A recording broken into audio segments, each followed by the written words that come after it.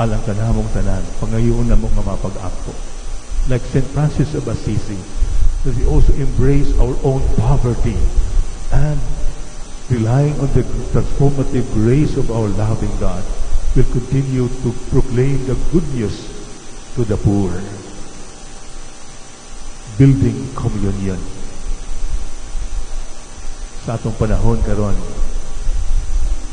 sa simbahan sa Pilipinas, kanunin natong gisgutan labi ng panahon sa Semana Santa ang programa sa Alay Kapwa na igsuon kitang tanan. O di ta makaingon sa Ginoo, igsuon ko ba diay na siya? Igsuon ko, tulubagon ko kana ang kahulugan sa Alay Kapwa. Apan lahi karon ng Holy Week, dili lang Alay Kapwa, kung dili Alay Kapayapaan.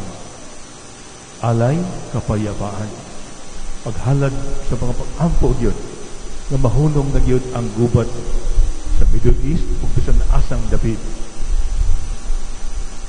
Bugat na itong itong homilia ni Pope Leo ni atong Domingo.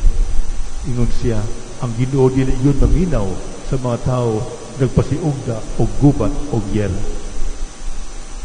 Iyang gikudlo ginigikan sa sulat ni Propeta Isaias. Di po ta makaingon nga makaturunganon pagkining nga gubat nga tibuok nga kalibutan naglisod. Kay usa ka kung tanan ang kadautan mo'y magpasulabi kaysa maayo, dili gyud na siya makaturunganon nga gubat. Manang ampo kita, mato pa ni Pope Francis, let us persevere in prayer that all these hostilities will stop.